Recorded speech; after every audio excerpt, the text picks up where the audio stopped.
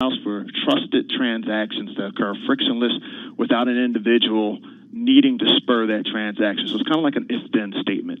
If my inventory reaches this dock, once it gets scanned, then payment is digitally made without any, it could be 24/7, 365. No one actually has to spur that payment. It just occurs because of a smart contract that's sitting, that's embedded in the software. So is it just like programs that are already just kind of set up? It's almost like a macro, like this happens, so then this should happen? Well, and that's basically it. So you have the blockchain transaction. It's a trusted transaction that you don't need to have someone verify. And then because it's software, you can implement all kinds of other activities that take place once something else has taken place. So that's exactly it. Well, can you give us some real-world examples? Because like Carol said, I got really interested in this years ago, and we started to hear a lot about IBM and companies like that actually harnessing blockchain technology. But what I failed to see materialize is specific examples of how this tech has actually made our life better. Like, you know, when you go to buy an apartment, for example, it's supposed to be easier if you use, have your deed on the blockchain, right? But that's not happening right now. So we haven't seen that yet. A lot of that information needs to be put onto the blockchain. But we have seen, and you mentioned IBM. IBM does a lot of implementations of a blockchain called Hyperledger. There's a lot of large companies that are adopting that. But in the banking space, we see a lot of adoption that is starting to occur in the mortgage space. So Figure Technologies is a company that's working focused on the mortgage side. They're actually taking mortgage information, putting it on the blockchain, and then taking that information and using it for securitizations. When they first started doing this, every mortgage that had to be put into those securitizations had to be audited. It cost anywhere from $200 to $500 per mortgage for those audits. And now, the government, when they first started doing it, said, you still have to do the audits. We don't believe that, you can follow this information on the blockchain. But now the government's come back and said, we get it. That information is on the blockchain. You don't have to audit each mortgage that's going in there. And so we see Figure working with multiple banks, really putting that information on blockchains and doing securitizations. Hey, just got about a minute left, Steve. So I'm looking at your Emerald Finance and Banking Innovation Fund. It's down about 50% so far year to date. A lot of the holdings are banks, certainly familiar to our Bloomberg audience, Bancorp, Signature Bank, Customers Bancorp. So all of these, are they playing already in the blockchain space? So not all of them, but quite a few of the names in there, obviously you mentioned a few, are involved in the space. They're utilizing it for payments. Tacit is a company that's working with a lot of these banks. They're doing real-time payments with these banks, and their customers are demanding it. We had a small bank customers up in Reading, Pennsylvania that implemented this technology, and they brought in $2 billion in zero-cost deposits in less than a month from their existing customers that wanted to use this payment system. Why aren't the big banks? Like here we are, we're talking about JP Morgan, Morgan Stanley, Citibank, today. Where are the big banks on this? And just got about 20 seconds. Yeah, so JP Morgan's, despite what we hear from Jamie Dimon at times, they are very much involved in this space. They have their Onyx division. They had their JP Morgan coin that they've been utilizing since 2017. So, they are on the forefront of this technology as well. I just don't think you see a lot of announcements about it. All right, we got to run. Steve Russell over at Emerald Advisors, thank you so much. Crossing the Bloomberg terminal. Yeah, Facebook parent Meta, Amazon, set to pull back on NYC office expansions. That's a big deal. You're listening to Bloomberg.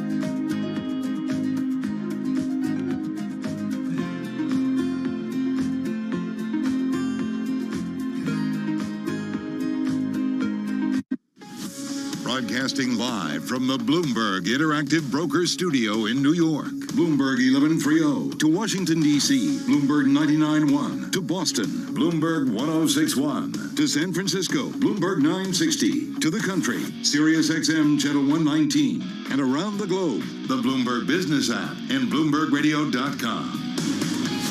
This is Bloomberg Business Week. All right, you are listening to Bloomberg Business Week. Carol Master, Tim Stanovic here at Bloomberg headquarters, our interactive broker studio. Interesting story, and actually Disney among my gainers today, but that's because you were like, Carol, check out Disney. Yeah, because our own Jerry Smith had a great exclusive on it. We're going to talk to him in just a minute. He's a media reporter. Yeah, did get the stock moving. Congrats on you to that, Jerry. First, though, Charlie Pellet, we got less than a half hour to go. What's going on here? What's going on is we're holding close to session highs right now. 24 hours a day at Bloomberg.com, the Bloomberg Business app, and at Bloomberg Quick Take. This is a Bloomberg Business Flash. And the Dow, the S&P, NASDAQ all rallying right now with the S&P up 60, a gain of 1.6%. The Dow's up 559, up 1.8%. NASDAQ is up 167, a gain right now of 1.5%. 10 years up 830 seconds, 10-year yield 2.93%. Spot gold down $4 the ounce to 1705, drop there of 0.3%. And West Texas Intermediate crude is up 2.1%, 97.76 a barrel. So the stock market is snapping back at the end of a dizzying week as traders reduce their bets on a bigger Federal Reserve hike in July, while sifting through a raft of Wall Street earnings and hoping for signs of capitulation that could set the stage for a more sustained recovery. Among those economic reports, consumer long-term inflation expectations declined in early July by more than forecast. At the same time, lower gasoline prices helped boost sentiment. Joanne Chu is Director of Surveys at the University of Michigan. We still see a majority of consumers believing their income is going to increase over the next year. But for the first time in over a year, that median increase is now less than 1%. So even in these areas where we expected a lot of strength, consumers are expecting some weakening going forward. Equities, meanwhile, halting a 5-day slide. The Dow, the S&P, and NASDAQ all holding close to session highs after earnings. Citigroup up 13.6%. Wells Fargo up by 5.9%. And BlackRock reported second quarter earnings that did miss Wall Street estimates, but BlackRock shares rallying now by 1.75%.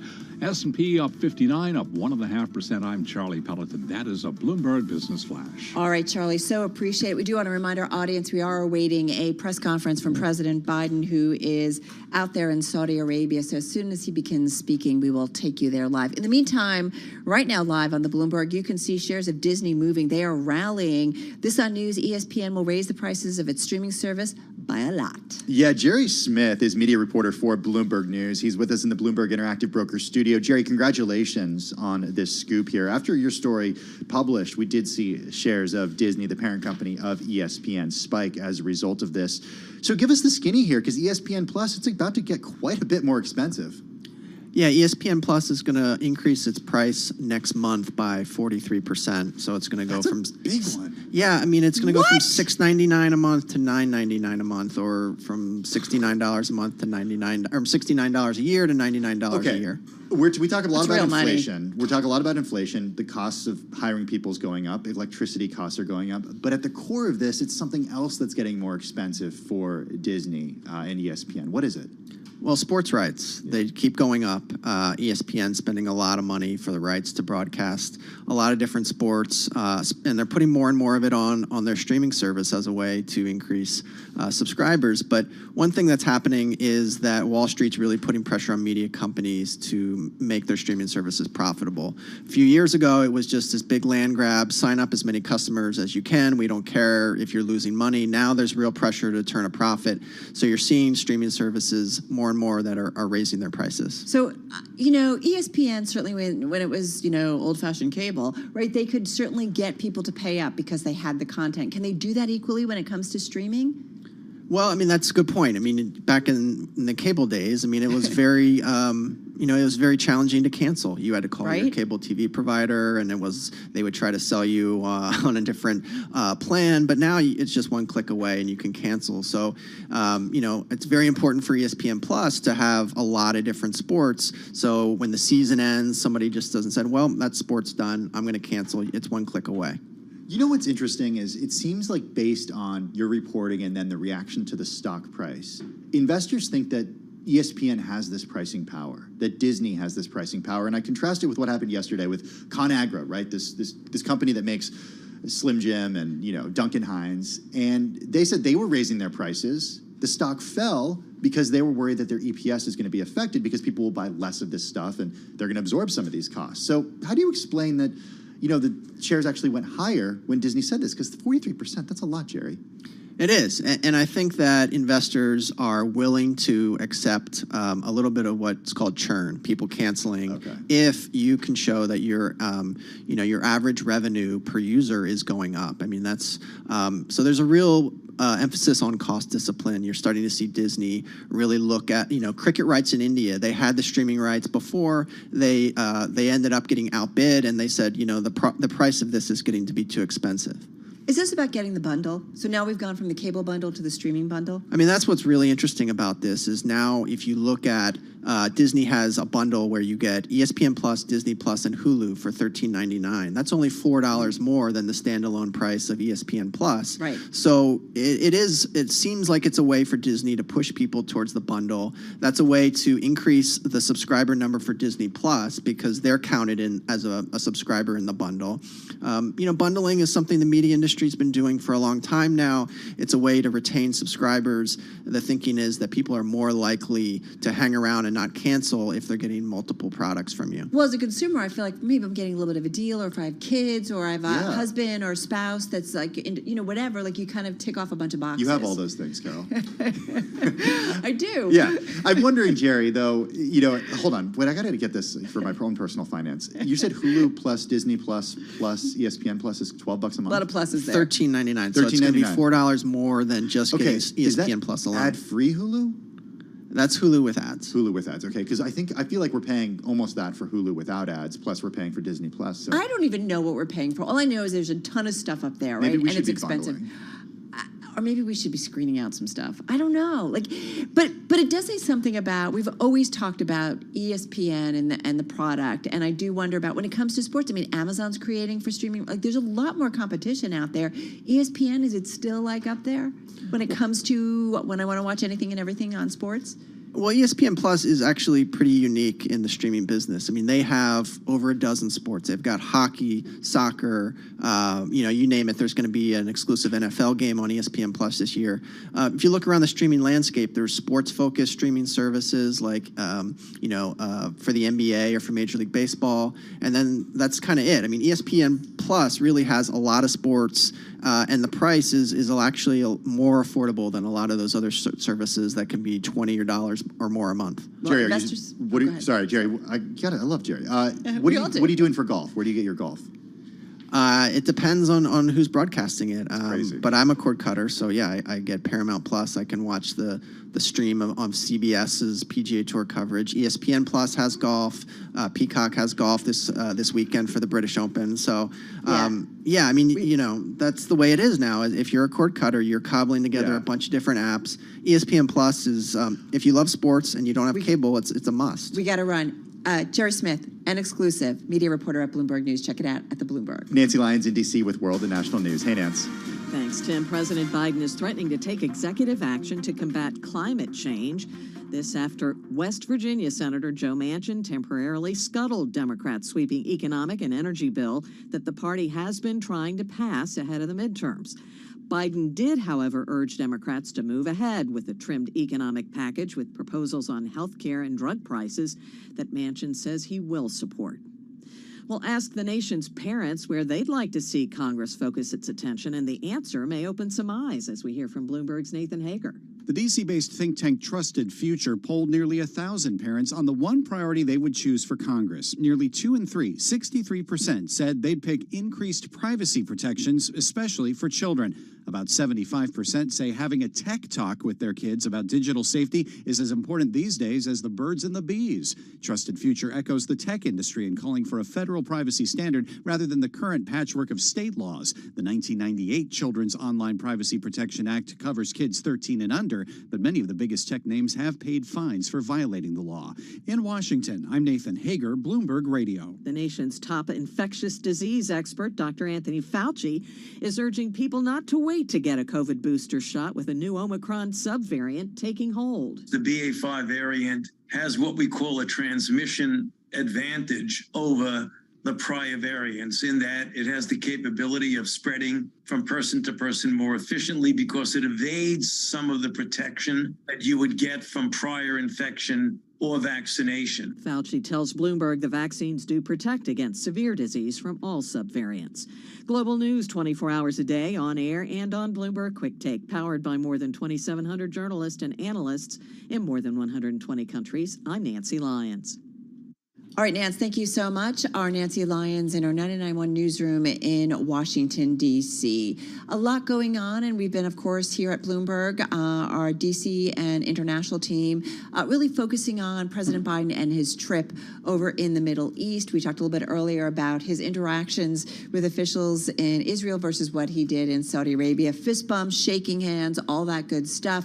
But really the backdrop, folks, is, getting the Middle East, Saudi Arabia, to open up the pump when it comes to energy and ease some of the energy strains that we are seeing globally. In particular, we're seeing it and feeling it in the U.S., even though prices have come down over the last month or so, but Europe's certainly feeling it as well. When you look at the energy markets, yes, there are domestic markets, but it's a global trade. Well, we do expect the president to take questions on that. We certainly know that the journalists in Jeddah, Saudi Arabia right now, who are getting ready to hear from President Biden, will be asked about that. After all, the president did just wrap a meeting with the Saudi Crown Prince Mohammed bin Salman. We are expecting to hear from President Biden in just a couple of minutes.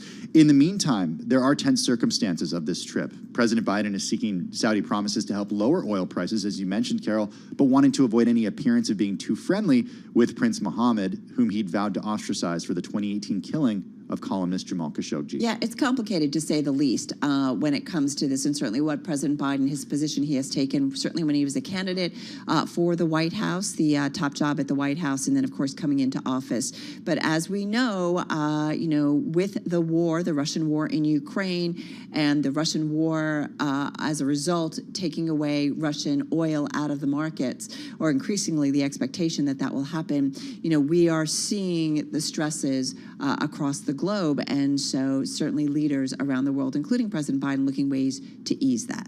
Well, earlier in the day, reporters shouted questions about whether the Saudis owed an apology to Khashoggi's family. They also asked questions about if Biden still considered the kingdom a, quote, pariah, as he said when he was on the campaign trail for the 2020 election, Carol. Yeah, it'll be interesting to see what kind of questions certainly are directed towards the president domestically at home. We know Senator Manchin holding up and retreating on that climate and tax bill, and so there's domestic issues as well. So there's a lot certainly to ask the president about. You see solar stocks getting hit as a result of that today, Carol. They're like the only decliners in the stock market today. Yeah, exactly. So, we see it directly for the investment audience. We certainly see this play out. And this has certainly been a mission of him in terms of this economic policy, infrastructure, climate change, all of it together, a major spend. And it's really been stopped. And Senator Manchin, a big reason why. Okay, politics of this, Carol, you mentioned it. Politically, this comes at a very fraught time for President Biden. His approval ratings are at a record low right now. This comes ahead of a season, of course, of primaries, not just primaries, but of midterm elections happening in November, where it is widely expected that the Republicans will win the House and could win the Senate. Yeah, there's a lot going on here, right? Domestically, we are thinking about the upcoming midterms, and then, of course, what happens in the next run for the White House. When it goes to voting, and certainly for Americans, we kid about it. It's the economy stupid. It's ultimately, what are we paying for? Higher prices. It comes down to that. Do you have a job? Right now we have a strong labor market, but who's to say later in the year how the economic statistics and really the U.S. economy, how it evolves? It's interesting, Carol, because it's all relative, and you've talked about this a lot over the last few weeks and few months as we've been talking about inflation and the inflationary environment. All right, let's go to Biden. He is in Jeddah in Saudi Arabia. Meetings with Saudi leadership here in Jeddah, meeting with the king for about a little over half an hour working session with the Crown Prince and all the ministers from the energy minister to the sports minister all the way down the line, and got the chance to talk to basically the entire Saudi government. And thanks to many months of quiet diplomacy by the staff, we've accomplished some significant business today. First, as you saw this morning, the Saudis will open their airspace to all civilian carriers. That is a big deal, not only symbolically, but substantively it's a big deal. It means Saudi airspace is now open to flights to and from Israel. This is the first tangible step on the path of what I hope will eventually be a broader normalization of relations.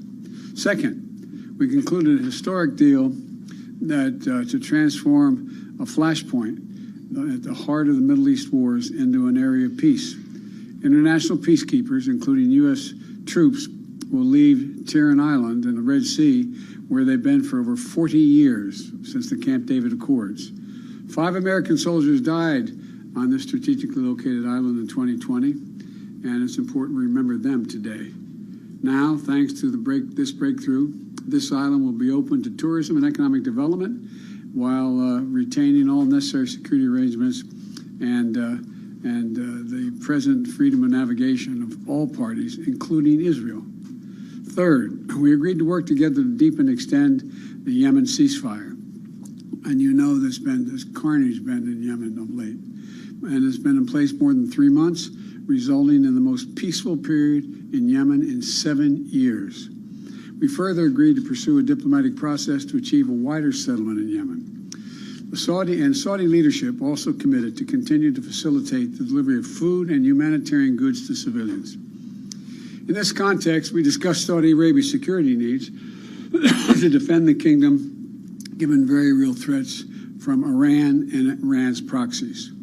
Fourth, we concluded several new arrangements to better position our nations for the coming decades. Saudi Arabia will invest in new U.S.-led technology to develop and secure reliable 5G and 6G networks, both here and in the future in developing countries, to coordinate with the Partnership for Global Initiative, the Global Infrastructure and Investment, which I put together at the G7. This new technology solution for 5G, called Open RAN, will outcompete other platforms, including from China. Saudi Arabia will also partner with us on a far-reaching clean energy initiative focused on green hydrogen, solar, carbon capture. Good discussion on ensuring global energy security and adequate oil supplies to support global economic growth. And that will begin shortly. I'm doing all I can to increase the supply for the United States of America, which I expect to happen. The Saudis share that urgency. And based on our discussions today, I expect we'll see further steps in the coming weeks.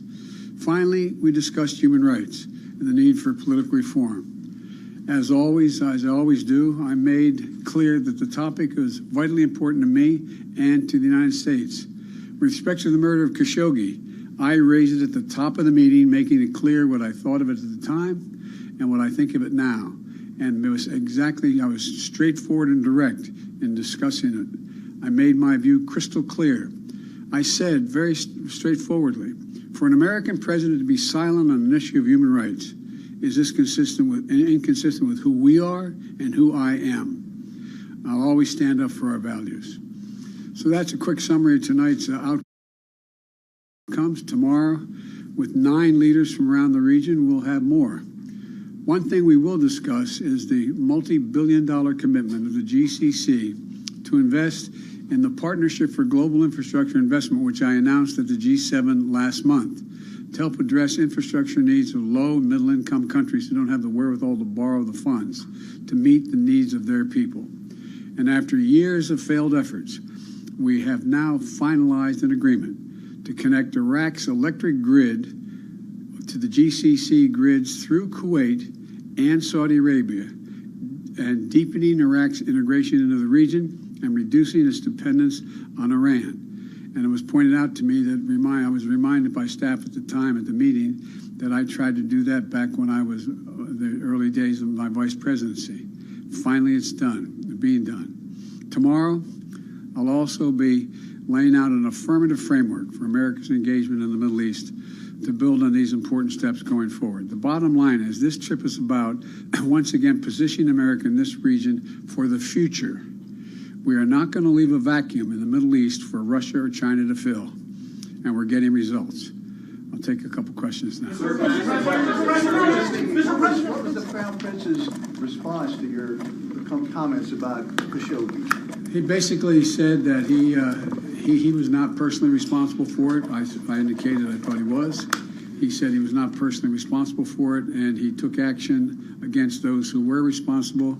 And then I went on to talk more about how that dealing with any opposition to or criticism of the Saudi administration in other countries was viewed as, to me, a violation of human rights. Mr. President, sir, two quick questions, if I may. First, we just heard from Jamal Khashoggi's wife, who said after this visit, the blood of MBS's next victim is on your hands. What do you say to Mrs. Khashoggi? I'm sorry she feels that way. I was straightforward back then. I was straightforward today. This is a meeting, I didn't come here to meet with the Crown Prince. I came here to meet with the GCC and 9 nations to deal with the security and the needs of the free world, and particularly the United States, and not leave a vacuum here, which was happening as it has in other parts of the world. On gas prices, if I may, you said that we'll see relief at some point in the not-too-distant future. What is the message to Americans who are looking for that relief now? When should they expect to see a real change in prices, though they've already been coming down? Change. They've already been coming down. That's right. They've been coming down every single day, to the best of my knowledge. When will we see the impact of this visit? I suspect you won't see that for another couple weeks. And we'll see more when we see gas stations start to lower their price consistent with what they're paying for the oil. Mr. President, do you regret calling the Saudis a pariah? I don't regret anything I said. Do you still feel that way, though, Mr. President? I just answered your question. Do I regret it? I don't regret anything that I said. What happened to Khashoggi was outrageous. Mr. President? Yes. You're coming under a lot of fire for your fist bump with the Crown Prince. I just want to give you a chance to respond to that. But also, how can you be sure that another incident, another murder like Jamal Khashoggi's won't happen again? Well, God love you. What a silly question. How could I possibly be sure of any of that? I just made it clear. If anything occurs like that again, they'll get that response and much more. Look, you've heard me say before, and when I criticize Xi Jinping for slave labor and what they're doing in the western mountains of China, and he said I had no right to criticize China, and I said, look, I am President of the United States of America. For the United States President to remain silent on a clear violation of human rights is totally inconsistent with who we are, and what we would do, what we believe. And so I'm not going to remain silent. Can I predict anything is going to happen? Let alone here, let alone any other part of the world? No. But I don't know why you're all so surprised the way I react. No one's ever wondered that I mean what I say. The question is I sometimes say all that I mean. And what about your response to the fist bump? On the issue of climate, Joe Manchin obviously made significant news right now, which appears to be torpedoing what was one of your biggest priorities as it relates to energy and to climate back at home. Your message to those Americans right now who are looking for that relief that would have a wide impact as it affects the climate and energy specifically. I am not going away. I've used every power I have as president to continue to fulfill my pledge to move toward dealing with global warming. Thank you. Mr. President, is Joe Manchin negotiating in good faith? I didn't negotiate with Joe Manchin. I have no idea. Thanks, guys. All right, that's President Biden speaking fairly quickly. A few minutes in terms of a statement to the universe and to that's how it felt like everybody was watching, right? Right, and the press members there in Saudi Arabia, in Jeddah. That was live comments by President Biden. I will say that for our audience, certainly several statements that really pop out for me.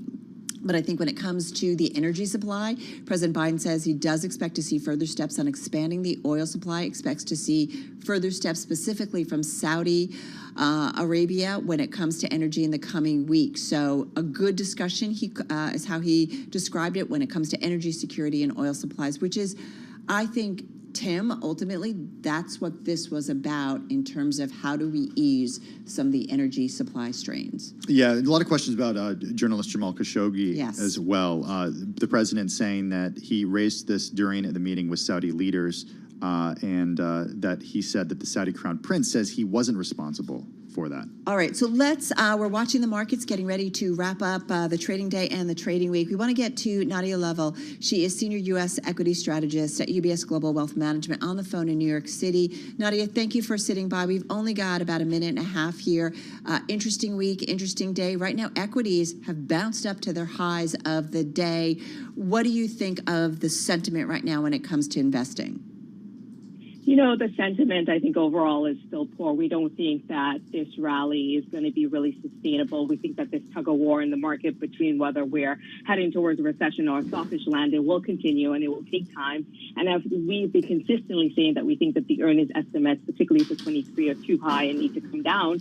So we think that the market is going to continue to trade in this lower band. The risk-reward from here is not really particularly attractive to us. We continue to emphasize our year-end price target for the S&P 500 at 3,900. Which is basically where the market is right now. So what about going lower before then, Nadia? Like how much lower could it go? It is possible it could retest the lows that we saw in mid-June. You know, in terms of if we do end up in sort of a mild recession, our expectation is that the market will come down to 3,300. So maybe we retest closer to like 3,600. And if the data suggests that we're moving closer to a recession, which is in our base case, then we could get to 3,300. Yeah, what do you make about the energy picture and the energy situation? Does that give you some optimism? Just got about 20 seconds here, just quickly. We still are bullish on energy. We'll be buyers on this pullback. Despite what we heard in terms of the breaking news, we still think that the oil market remains very tight, and we think that Brent oil is going to be 125 well into next year. Yeah, interesting to know. WTI at 97.55. All right, Nadia, thank you so much. Really appreciate it. Nadia Lovell, she's Senior U.S. Equity Strategist at UBS Global Wealth. Well, right now... Short, but we got a lot out of her. We did indeed, and so relevant. Let's get to our Bloomberg TV team for Beyond the Bell, live on radio, TV, and YouTube. We're counting you down to the close. Beyond the Bell, Bloomberg's comprehensive cross-platform coverage of the U.S. market close starts right now.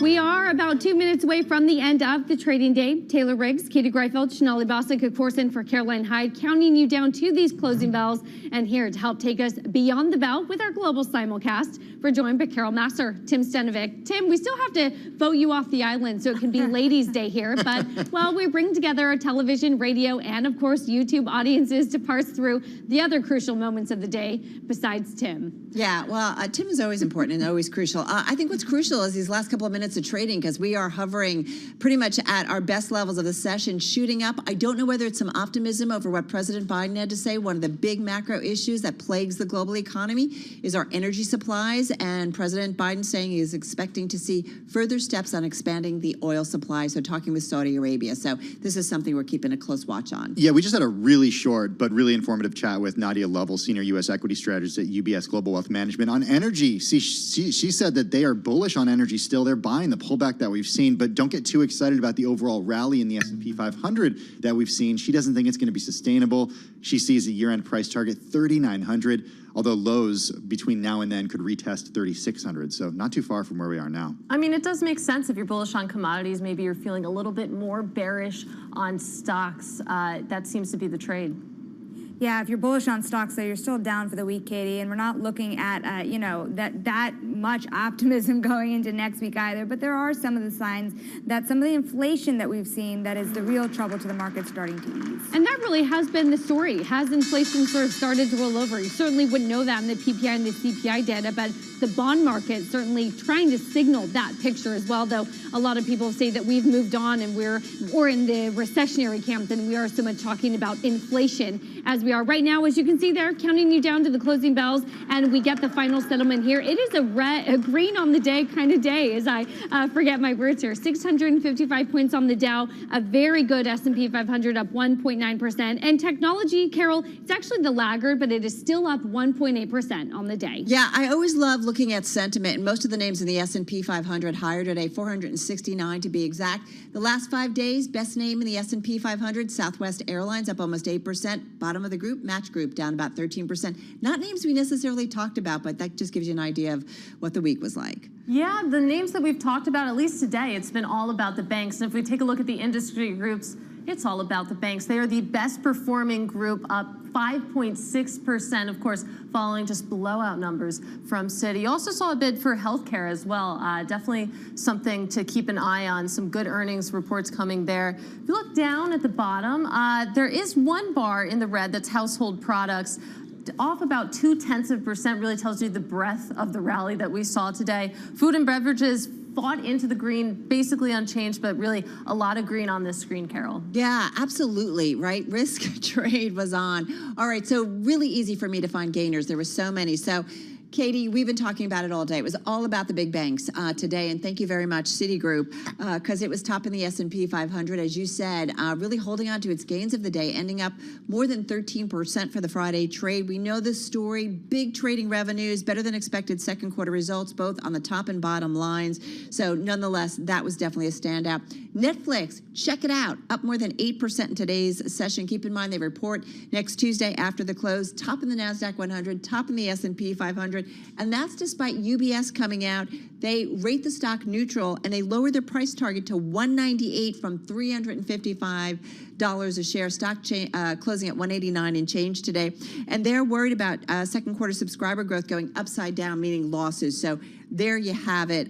There is another good story on the Bloomberg about Netflix changing its tack in terms of marketing its film. They're basically spending big to promote The Gray Man starring Ryan Gosling. All right, Disney, also a standout, up 3.6%. Bloomberg exclusive by our own Jerry Smith. We just talked about it.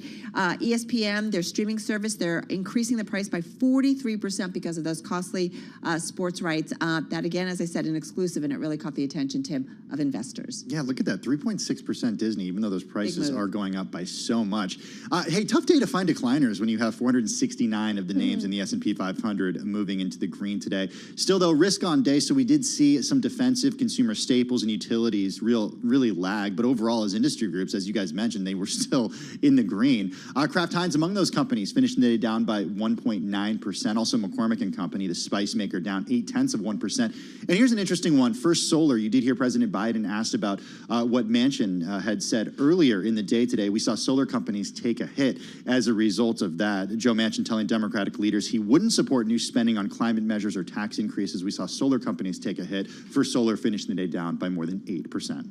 Tim, it's really interesting. Within the bond market, actually has been yields lower for the day and for the week. I go further a little bit out on the yield curve. As I mentioned at the top, we're sort of rethinking about maybe inflation and moving on, Katie, to more of the recessionary calls here. We started the week at a 308. We're down to about a 292. That's on the 10-year. For a 2-year yield, a different story. We're starting at about 310, 307. We migrate north back up to about a 312 to end the week. So for me, really, the focus has been on the front end of the yield curve, how we're thinking about all of the economic data this week in the face of a big Federal Reserve meeting now less than 2 weeks away. Less than 2 weeks to go, and we are entering that Fed blackout period. So, Do those still matter with leaked journalists? Oh, that's true. That's true. Yeah, I don't know. A lot to watch in the next 2 weeks. But officially, we are entering the blackout period. So the hay is in the barn, so to speak. It's going to be interesting to watch the front end of the yield curve as, traders try to change their bets a little bit. Obviously, a lot of movement this week with all of that economic data. Well, that's the thing about it. Even when the Fed says nothing, the bond market says something. So you have to look out at the signals the bond market is telling you when the yield curve is inverted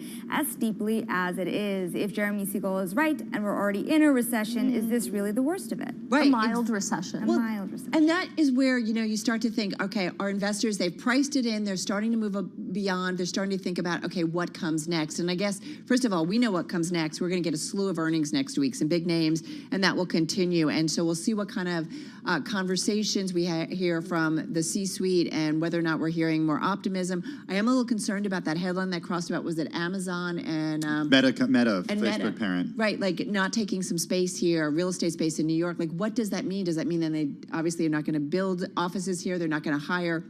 I do feel like Jan Hatzius has pointed out, in terms of the employment picture, that we're anecdotally continuing to hear from companies about either not hiring or letting workers go, and I wonder when that's going to catch up in the data points. Okay, so speaking of letting workers go, we do hear from Netflix next week. Carol, you mentioned some of the other companies that are reporting. We got Bank of America and Goldman Sachs on Monday. We're also going to hear from IBM, J&J, Halliburton, Alcoa, United Airlines, Tesla, Twitter, Verizon, HCA, and, Katie's favorite, Crocs next week as well. I was wondering where you were going to go. Oh, no. I will say I don't know a single pair of Crocs, but I see people at the barn wearing them. Oh, come on, Katie. You're among friends. You can tell us. There's nothing wrong with Crocs. He's great. Actually, if you're bathing a horse wearing Crocs, it makes a lot of sense because the water can pass through.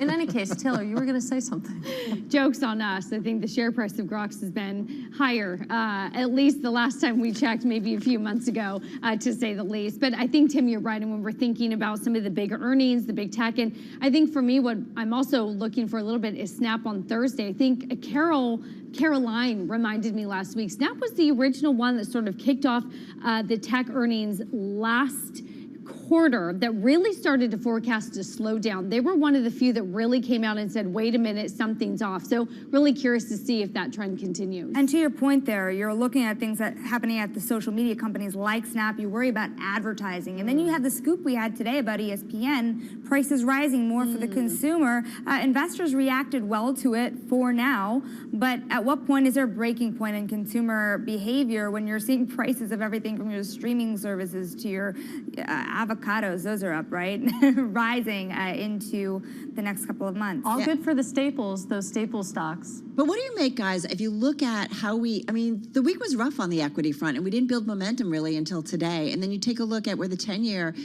settled in down below 3%. It's just interesting to feel like, I don't know, have things settled down a little bit? Well, I think settling down in the sense of the chart that we were showing earlier and the way that investors are betting on a 75 basis point rate hike at this point. But if we take back to where we were at this point 2 weeks before the last Fed meeting, then what exactly changed between the last Fed meeting and the 75 basis point versus 50 basis point conversation, right? CPI. Exactly. But we got that, but we got those numbers already, and we got the sentiment numbers already. So my question is, what can happen between now and the next 2 weeks that could change the course of what investors are betting that the Fed does? Essentially, if they go with 100 basis points versus 75, because the money's on 75 right now. The money is on 75, but I mean, this is a Fed that's chasing inflation. I feel like that much is clear. So if you have a Fed in that mode, I mean, the market pricing can change so dramatically, as we learned again this week.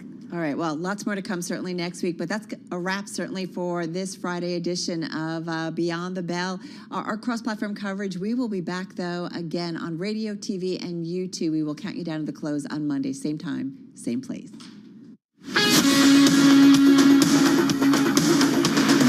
You're listening to Bloomberg Business Week with Carol Massar and Bloomberg Quick Takes Tim Stenovic on Bloomberg Radio.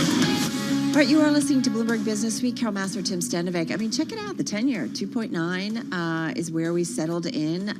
If you look at the S&P 500 throughout the week, I mean, it was pretty rough and down 4 days in a row, and then bam, a 2% rally in today's session. And buying into the close. Still finishing the week down, though, by 0.9%. The NASDAQ taking the brunt of it, down 1.6 on the week, Carol. And the Dow just pretty much flat for the week, down a little more than 1%. But why the buying into the close? Today? Yeah. On the equity front. I don't know. I mean, I think the bank rally had a lot to do with it, don't you think? I mean, Citigroup, finishing the day higher by more than 10%. But that was out of the gate. Like, we saw higher. that jump. You're right. Like, is it President Biden saying, okay, are we going to see some more clarity and maybe ease when it comes to the energy picture? Was it? Because we definitely did see an uptick on that. Yeah, I think that's a good question, and you make a good point about that. I don't know. Time will tell. All right, right now, though, world and national news, a lot going on that front, and Nancy Lyons is all over it. She joins us from D.C. Hey, Nancy. His meeting with Saudi leaders, including Saudi Crown Prince Mohammed bin Salman, has resulted in several agreements. He says they discuss global energy supplies, and he predicts something soon on that front. Biden says he also brought up the murder of Saudi-American journalist Jamal Khashoggi at the top of the meeting and was straightforward with the Crown Prince. He basically said that he was not personally responsible for it. I indicated I thought he was. He said he was not personally responsible for it, and he took action against those who were responsible. Biden defended today's meeting, saying he could not keep Saudi Arabia in a vacuum. An abortion rights bill is headed to the Senate after passage by the House today. Speaker Nancy Pelosi announced the tally. The yeas are 219. The nays are 210. The bill is passed. The Democratic bill aims to codify or lock in abortion rights nationwide. The House also approved a related bill ensuring access to abortions across state lines. For the first time in 2 decades, House Democrats are moving forward on an assault weapons ban. Next week, the House Judiciary Committee will hold a hearing on a bill to ban the sale and manufacture of certain semi-automatic weapons. Bloomberg Government's Emily Wilkins reports it's not clear, though, whether this bill will ever reach the House floor. There might not be enough votes to get it to pass. There are a number of Democrats who are from pretty conservative areas and have said that they do not support an assault weapons ban. Bloomberg Government's Emily Wilkins. Global news 24 hours a day, on air and on Bloomberg Quick Take, powered by more than 2,700 journalists and analysts in more than 120 countries. I'm Nancy Lyons. Nancy Lyons, thank you so much. Nancy Lyons in our 99.1 newsroom in Washington, D.C. So we mentioned this headline when it crossed the Bloomberg terminal. This has to do with, and I'm just looking to see. Oh, it's an exclusive. Yeah, and it's top story, most read in the past 60 minutes on the Bloomberg. Yeah, the Facebook parent company Meta Platforms and Amazon pulling back on NYC office expansions. This is an exclusive from Natalie Wong. Tech giants Meta and Amazon are cutting back on planned office expansions here in New York. So, Carol, here are the numbers. Facebook's parent company Meta has decided against taking an additional 300,000 square feet of space at 770 Broadway, where I used to work. That's the building I used to work in. That's where AOL Huffington Post was when I was there. It's a building near Astor Place, where it's already located. That's according to people familiar with the matter. The company also pausing plans to further build out its new offices in Hudson Yards as it evaluates what to do with the space. This, according to the people who asked not to be named, discussing private information. All right, and then nearby, Amazon has also cut back on the amount of space it had intended to lease from J.P. Morgan Chase at Hudson Yards, reducing the square footage it aims to take over, according to a person familiar with the matter. No deal has been signed yet. Meta spokesperson Jamila Reeves saying that the company remains firmly committed to New York and is looking forward to opening the Farley building near Pennsylvania Station in coming months. I mean, that's massive also, right? So they're doing that. I have a lot of thoughts on this. What are you thinking? You know, it's like, okay, so in an environment where it's tough to get employees, companies are sweetening the deal, right? They're trying to figure out what employees want in this day and age. It's a hybrid work environment. A lot of them want to work from home. But still, you had a lot of companies coming out and saying, we are not done with the traditional office. Yeah. Those companies including big banks and Wall Street, but also even tech companies that want a hybrid work environment, people to still come in a couple of days a week. Well, and I do wonder how much the stock market declines, concerns about, the U.S. economy, maybe it going into recession. Meta's announced plans to slow or pause hiring for some mid to senior level positions. What is the story? Meantime, there's another story that talks about discounts on Fifth Avenue, Madison Avenue, spurring some Manhattan retail deals. And we're going to get into the retail market, specifically consumer spending. We did get that retail sales data. We're going to continue with that train of thought. That's coming up next on Bloomberg Business Week.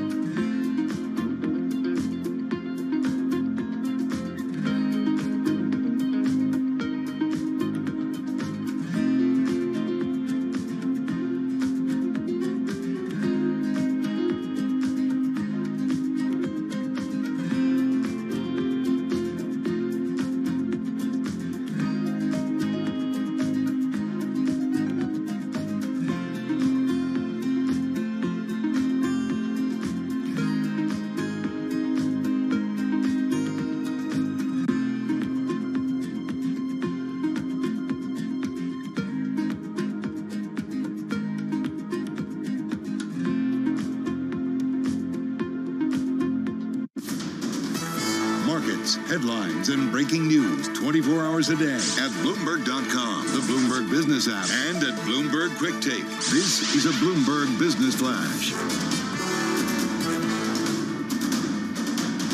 From Bloomberg World Headquarters, I'm Charlie Pellet. Stocks halt a 5-day slide. It was, however, a losing week for the S&P 500 index, down this week by 0.9%. But today, the Dow, the S&P, and NASDAQ all rallied. S&P ending the day at the best level of the session, up 72 points, are by 1.9%. The Dow up 658, up by 2.1%.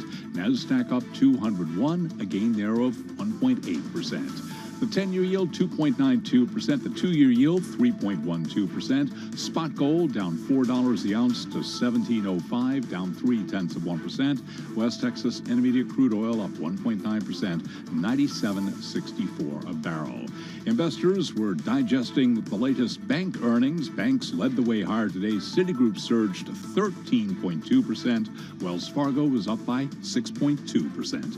I'm Charlie Pellet. That is a Bloomberg Business Flash. Thank you so much. Charlie Pellet there with a Bloomberg Business News Flash. Well, you know, you've been listening to Bloomberg and Charlie and all of us talking about U.S. retail sales climbing in the month of June by more than forecast in a broad advance, suggesting resilient consumer spending despite decades-high inflation and potentially raising the prospects of an even larger Fed interest rate hike this month. Keep in mind, too, we did get the University of Michigan gauge of consumer sentiment. That is near all-time lows. There's a lot of stuff going on. I got some more numbers for you, Carol, Go okay, ahead. just to overwhelm everyone. In the second quarter, retailers in New York signed 67 new leases. That's accounting for a nearly 38% jump from the year before. That's according to a new report that came out by Jones Lang LaSalle. So the activity is 45% lower than pre-pandemic, but we're starting to see shopper traffic picking up and employees in these companies return too. All right, so let's see what our next guest has to say when it comes to the U.S. consumer. So important, consumer spending to our economy. Liz Ebert is CIO and advisory partner for consumer packaged goods, retail, and logistics at Infosys Consulting. Of course, Infosys, an NYSE-listed global consulting and IT services company. She is on the phone from Chicago. Liz, there are a lot of metrics when it comes to the consumer space, whether it's retail, whether it's, we're talking about real estate, we're talking about actual statistics on spending. How do you see it? Oh, thank you very much for having me on this afternoon. And yeah, that real estate number was really interesting as well. But really what we're seeing is just that a lot of numbers that are in conflict. The consumer sentiment number is certainly quite low, but somehow, apparently we are spending into that number with some retail therapy. The consumer number, the spend number is great, which is really great news for retailers because we're in kind of a doldrum period. Many retailers go into back to school season as almost a warm-up cycle for the holiday season. So not having significant headwinds, not being in a real hole going into back to school is a real breath of relief for most of the retailers that we talk to. Well, Liz, you are talking to these retailers each and every day, and I'm just wondering what you're hearing from them in terms of, omni-channel, multi-channel, and specifically bricks and mortar in terms of foot traffic finally coming back and how they're trying to get these, quote-unquote experiences back that we were having pre-pandemic that actually got people into stores because, you could get stuff that you can't do. You do stuff that you can't necessarily do online in the store, these so-called experiences. Oh, so many great comments there. So, absolutely. One of the big concerns that retailers have, particularly in high volume seasons, is returns. And returns are much higher when we're in an omni-channel or e-commerce situation. So having shoppers back in the stores, they have a chance to look and touch the products that they're buying. So we have Carol, a lower rate of that. return. You talked about earlier this week when we were talking about American Eagle Outfitters that, the way that you order stuff, you order a ton of stuff and then you return it to the store if it doesn't fit. Exactly. And, that's great from a customer experience standpoint, but then that kind of messes things up from a retail standpoint because so you've got the sale recorded online and then you've got a return recorded in the store. So next season, what is the real consumer behavior that you want to be planning for? So it just makes things really complicated. And then there's all of the ESG, the environmental aspects of, what happens. Do you want to ship those items back? I know you said going back to the store. We have a lot of retailers now, and Amazon started doing this a bit ago, saying, just donate that product, don't return this product, because if you look at the cost associated with returns, it's very high. But retailers right now across the bricks and mortar experience, omni-channel, whatever, everybody's saying too much inventory. We got to move this stuff. Part is of that it ahead is, of people just buying ahead because they were concerned about supply chains? Well, I think it was really sort of the bottleneck in supply chain clearing, and now everything has shown up in the stores or has been pushed out from the distribution centers into the stores. The thing is, our stores are understaffed. I think it's a super busy time to be a store associate. So managing all the store inventory is just a lot of work. And really, this is a time where most of the prep is being done for the back to school cycle. So, the product now needs to be moved out because of the new product coming in. The sort of fingers crossed on the supply chain, right? Liz, are we seeing people trade down because of inflation? In other words, looking for, a cheaper price goods, like still wanting things, but looking for the bargain? Absolutely still looking for the bargain. I think when we talked in December around the holidays, consumers were sort of annoyed because they felt that there weren't enough promotions to really find those great deals on Black Friday and Cyber Monday. Well, now we are seeing the great deals. There's certainly, Amazon Prime is almost a national shopping holiday. You don't need to be Amazon to have great deals this week. So we're seeing a promotion-heavy environment. We're also seeing a lot of interest in private label. So when consumers swap down, oftentimes it is to a private label. So companies that have a strong private label strategy, so like a Kohl's and a Target, are benefiting as well. That, and I don't know if you've been to your local Costco lately, but the warehouse stores are also doing a pretty good pace of business. Yeah, we saw Costco shares at least higher today. Hey, Liz, before we let you go, just in the last minute that we have with you, you mentioned discounting. Are these stores concerned that they have too much inventory and that they're going to have to mark it down significantly? And what does that tell us about sort of the state of retail right now? Well, they are going to have to pursue some pretty deep discounts. I think in general, it's just a matter of making it go down easier and at least keeping the consumer happy, driving store traffic, and hope that some of the staple items that aren't being discounted are part of that shopping basket. We're going to continue to see pressure on margins across all of our retailers. So it's going to be a lot of discussions with CFOs on that. The one thing that I would say as well in certain categories is there's a fair amount of ability to raise prices. So we see it in name, right, and that's going to help out at least quite a bit with some categories. Got it. But with others, it's going to be rip the Band-Aid off. Yep, we'll see how that shows up in earnings. Lizzie Bird, CIO and advisory partner for consumer packaged goods, retail and logistics at Infosys Consulting. Crossing the Bloomberg I-squared, set to weigh a takeover of Del Monte Produce. This is Bloomberg.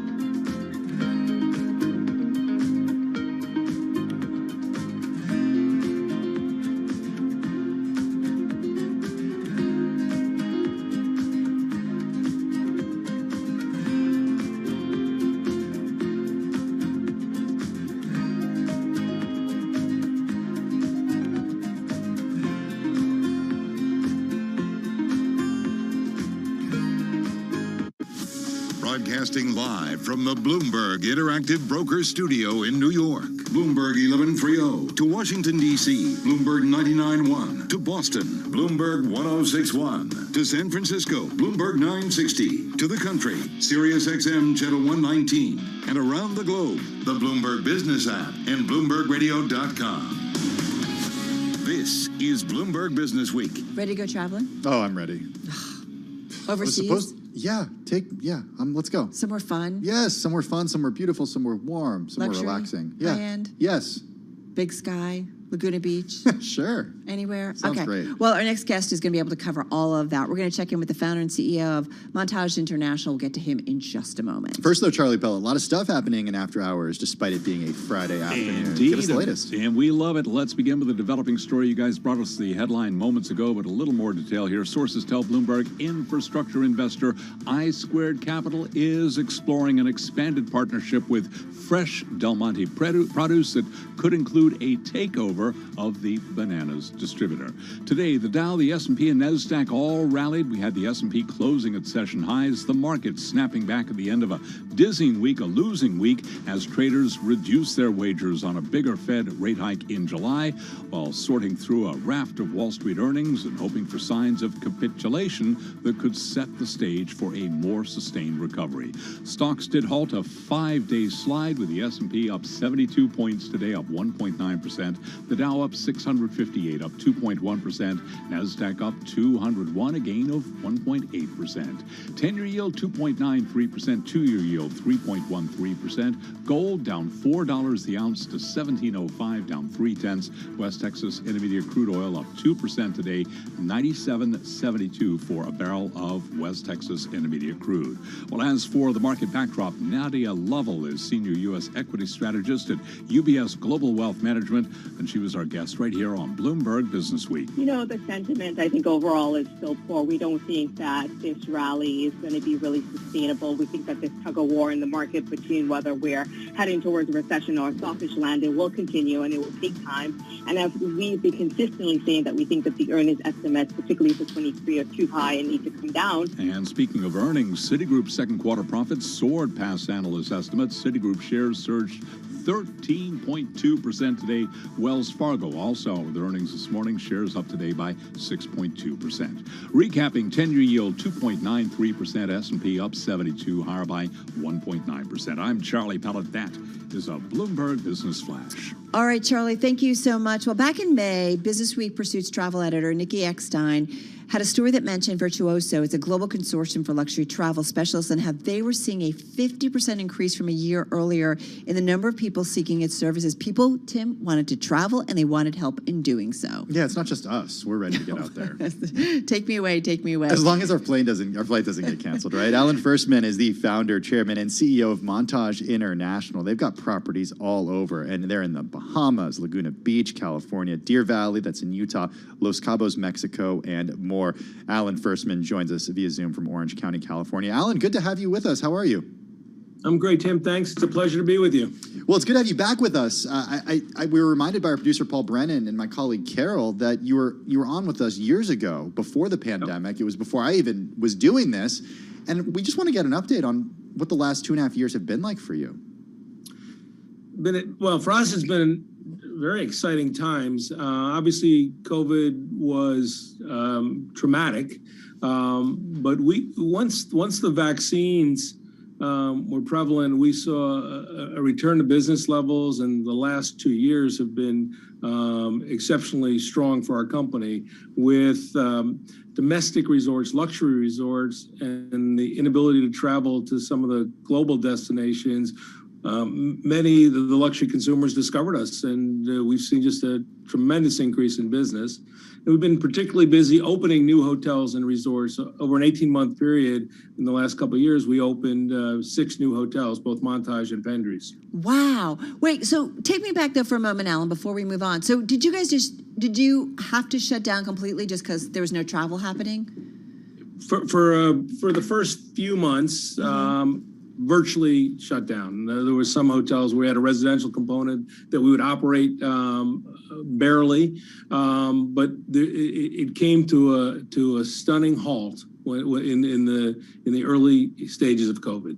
Okay, and then it started to come back, certainly, as vaccines came down. Because what's interesting is I remember, talking about everything shutting down, and then there were people who realized, okay, I can't go back to the office for a while. I can work from anywhere in the world. Did you see any indications of that where people were like, well, if I'm going to be home, why don't I go live somewhere else that's a lot prettier and nicer and maybe has an ocean view, and I can work from there? Did any of that play out for you guys?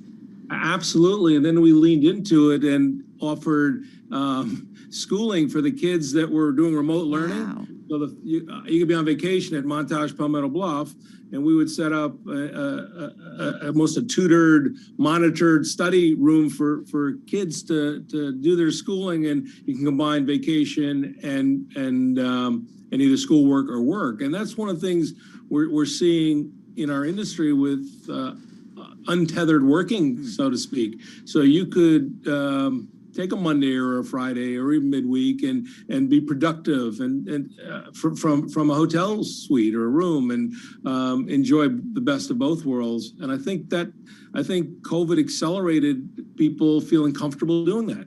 Okay, so bring us up to speed now on where you are, because at the same time with the hike and with the increase in demand that we've been seeing when people wanted to get back out, at the same time it's been tough for companies like yours to find talent, to find the people to actually staff these hotels, these properties. Give us an update there. Yeah, well, staffing's been, from an industry perspective, the biggest challenge. But it's not a one size fits all problem. Some markets rebounded much more quickly than others. For example, Laguna Beach, our Montage there is fully staffed, been so for a while now. It's a stronger labor market, but the emphasis on hiring, retaining, recruiting, training, and the creativity to get the best talent has never been more important. And assisting in finding housing and relocating people to different markets to help support those markets where you don't have folks has become a keen focus for our industry. Hey, listen, just got about 30, 40 seconds, and then we're going to take a break and come back and talk some more. But in 30 seconds, Alan, are you having to continue to pay, though, a lot more for those workers? Yeah, wages have gone up. That was a reality of supply and demand, but not nothing that we didn't expect, actually, and that and you've seen it actually in room rates. Much of that's been passed on, obviously, to our guests, but we've adjusted rates and incentives and done whatever we can to stay fully staffed. All right, well, listen, we're going to continue to talk about this because I'm also curious about some other inflationary pressures that you might be dealing with. And then I want you to take us around the globe and tell us where we can go visit a Montage residence or, take a vacation. We're going to come back with Alan Firstman, founder and CEO at Montage International. He is joining us via Zoom from California. We'll continue in just a moment. Let's get to world and national news. Nancy Lyons is in Washington, D.C. Hey, Nance. Defending his controversial trip to Saudi Arabia, talking to reporters in Jeddah, Biden cited good talks on ensuring adequate global oil supplies to lower gas prices, and he says we'll likely see some action in the coming weeks. He also says he talked candidly with Saudi leaders about the murder of Washington Post columnist Jamal Khashoggi. I raised it at the top of the meeting, making it clear what I thought of it at the time and what I think of it now. And it was I was straightforward and direct in discussing it. Biden says the Crown Prince says he was not personally responsible for the murder, and Biden says he told him he thought he was. Biden says he cannot guarantee the Saudis will not murder dissidents again, but pledged if it does happen, there will be a strong U.S. response.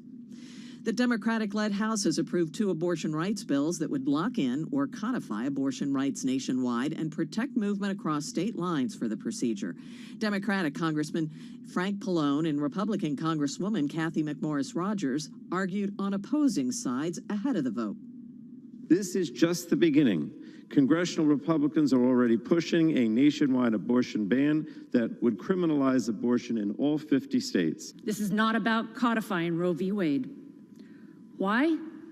because it nationalizes abortion for all 9 months of pregnancy. The bills do face long odds, though, in the 50-50 Senate. NFL quarterback Deshaun Watson is settling all sexual misconduct claims involving 30 massage therapists. He has long denied any wrongdoing, but could still face an NFL suspension. Global news 24 hours a day, on air and on Bloomberg Quick Take, powered by more than 2,700 journalists and analysts in more than 120 countries.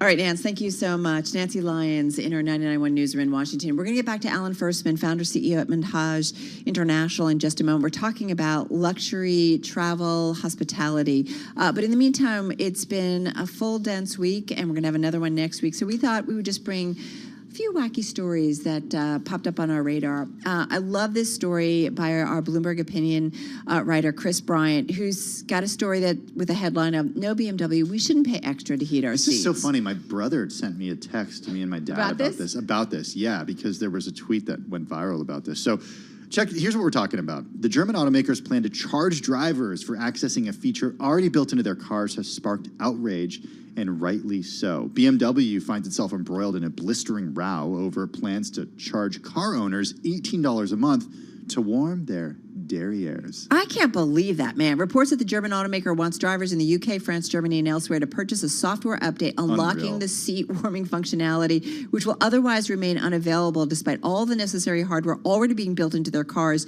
triggered an immediate online backlash. I mean, there's a story somebody tweeted, "Me and my BMW in the winter after refusing to pay $18 a month for heated seats."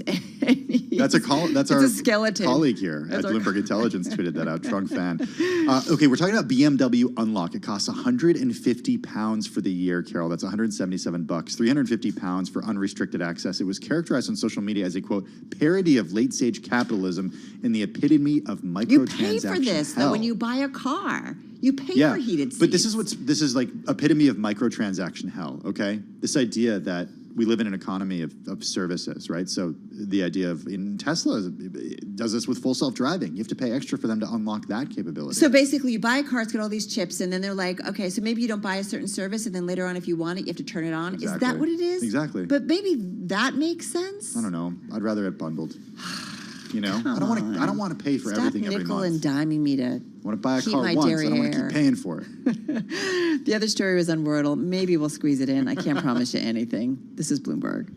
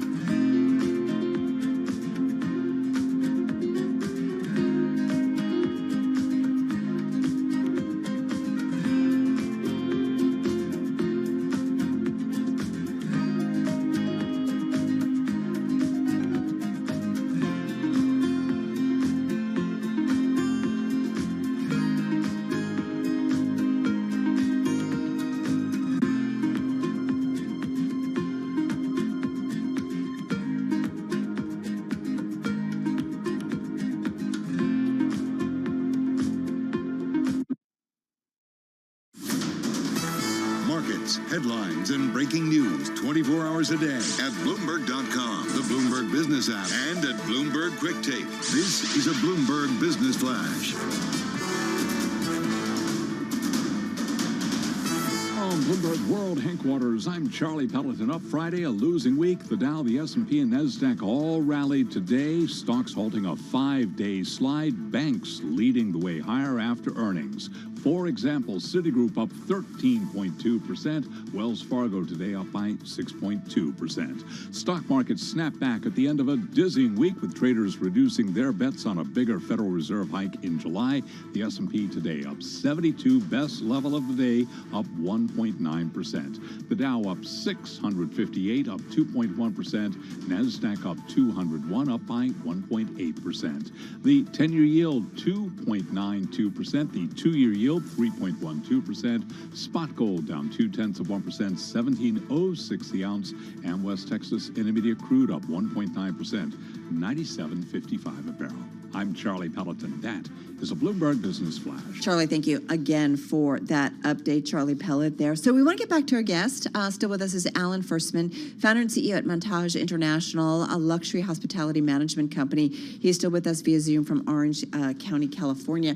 So, Alan, let's talk about let's just finish up on kind of where we were before. We were talking a little bit about inflationary pressures. You talked about wages have definitely come up. Are there other inflationary pressures that are impacting you guys as well? And I think about food, transportation. What else is putting a little bit of pressure on the business? It's across the board. Yeah. The supply chain issues wreaked havoc on the construction we were doing and building our newer hotels and also getting product. So it's created pressure on pricing on virtually everything we buy, and that's been the reality we've dealt with over the past 6-8 months. How have you passed along these prices to guests at this point? How much have you had to raise prices since pre-pandemic?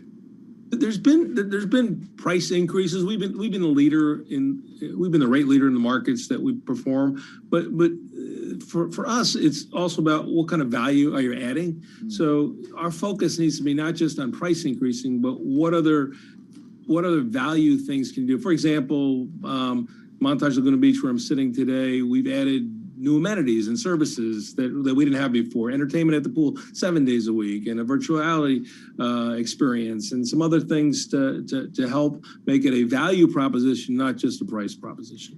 So tell us about how it all works. Do you actually own all the properties? Are you just overseeing them? How does it work? We're a hotel management company, not unlike Four Seasons, Ritz-Carlton, Marriott. So we manage luxury properties. Often we'll take the lead role in finding new opportunities and work with hotel developers and owners, and then we provide the brand standards and the creative energy to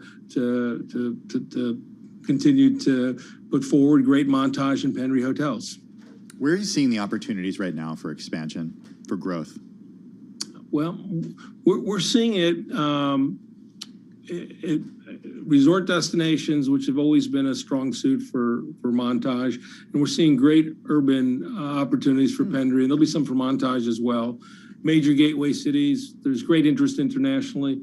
When we open our hotel in New York City, our Penry, Manhattan West, it has been incredibly well received, and of course that's given us great visibility. In fact, it's the #1 hotel in New York on TripAdvisor right now. We've had just incredible support, and it's created even greater interest for hotel developers, owners, as they look to build new iconic hotels. Well, and I do wonder, Alan, you guys played definitely into the high end, and I wonder about, how much you think or see your consumer is pretty resilient to the economy, because we are talking so much here at Bloomberg, right, about what's going on, questions, 50%, I think one of the latest stories on the Bloomberg about a 50% chance of a recession in the making. So is that something that you have to be really that concerned about, or is your consumer, they can deal with it?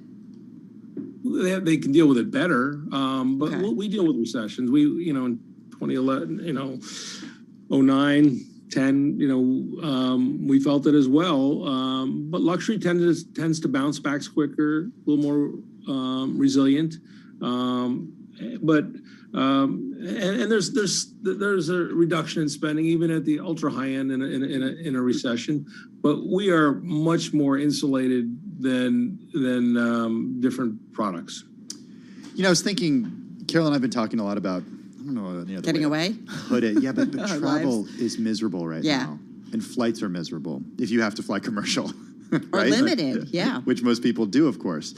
So, Alan, I'm wondering if you're seeing, if that concerns you at all, that it's just so difficult for families to get to these places in some cases that they're saying, you know what, we're just not going to go. We're going to drive somewhere because it's not worth the hassle. Is that concerning you?